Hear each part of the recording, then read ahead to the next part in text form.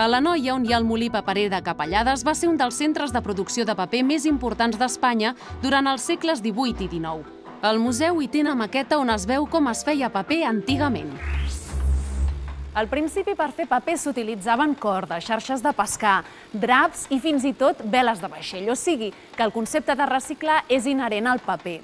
El primer que feien els treballadors de la indústria paperera era esquinçar els draps. Un cop els tenien ja ben esmicolats, els posaven a l'expulsador i després el deixaven en el podridor. Un cop ja estava mig descomposat, anaven a parar a les masses trituradores i d'aquí ja en sortia la pasta per fer paper.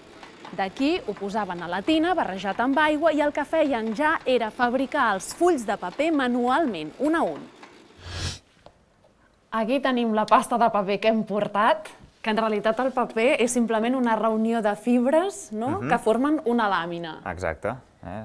Quins són els passos a seguir per fer un full? Doncs ara aquesta pasta que heu portat la barrejarem a l'aigua, en aquest dipòsit que antigament es deia la tina, i que hi ha un 99% d'aigua contra un 1% de pasta de paper.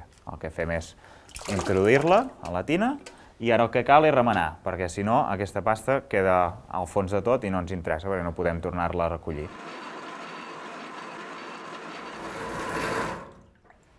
Per què es necessita tanta aigua? El 99% has dit. Sí, perquè si no, no pots fer anar la pasta cap on vols tu. És a dir, si vols un full prim, necessites que hi hagi molta aigua, si no et quedaria un full grumollós i molt gruixut. Llavors, ara ja el següent pas és agafar el motlle, que se'n diu la forma, fixa't que té aquest marc que es pot treure, que això ens delimitarà el full de paper, i res, ja el pots introduir dintre de la tina. Es tracta de caçar al vol, no? Sí. Les fibres. Exacte. Llavors, ara quan treguis, has de fer una mica de moviment de va i ve, perquè s'acabin de lligar i quedi una mica més planet tot el full. Perfecte. Val, perquè ara ha quedat com molt grumollós, no? Sí, bueno, això també a la que ho premsem també se soluciona, El procés de fer el full és el mateix ara que fa 3 segles? Sí, és el mateix, és a dir, els passos són els mateixos. Introduïm la pasta, formem el full, el premsem, l'assequem, tot això no ha variat. El que ha variat és la maquinària. Antigament es feia tot amb unes eines o unes màquines per cada pas i actualment és un procés ja que ho fa una sola màquina.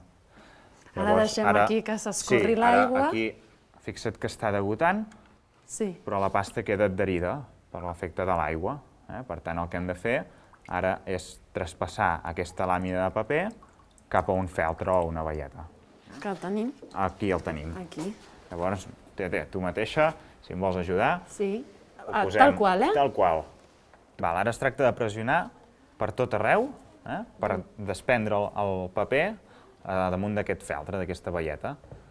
Que absorbirà tota l'aigua, no? Sí, llavors ara quan treguem ja, si ho hem fet prou bé, quedarà només el full. Ara ho comprovarem si ho hem fet prou bé.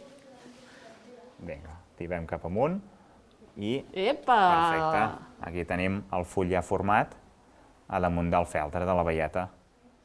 Sí, ara es tracta de posar-la a la premsa. Per eliminar tota l'aigua del full i que quedi ben prim es posa a la premsa. A sobre hi van unes misses, que són aquestes planxes que exerceixen més pressió sobre el full.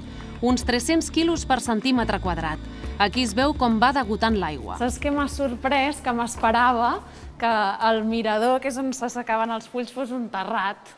No, aquí és l'estructura típica d'edifici tipus masia catalana, amb una teulada, i se n'hi deia mirador pel fet que tenia molta vista, perquè sempre els miradors estaven a la part alta de l'edifici i, a més, tenien finestres als 4 vents. De fet, no se'n deien finestres, sinó que n'hi deien ventanes.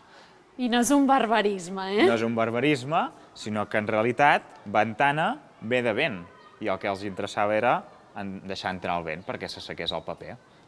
I les dones eren les que eixugaven els papers, no? Per què? Sí, la funció que tenien era agafaven l'espit, si el vols agafar.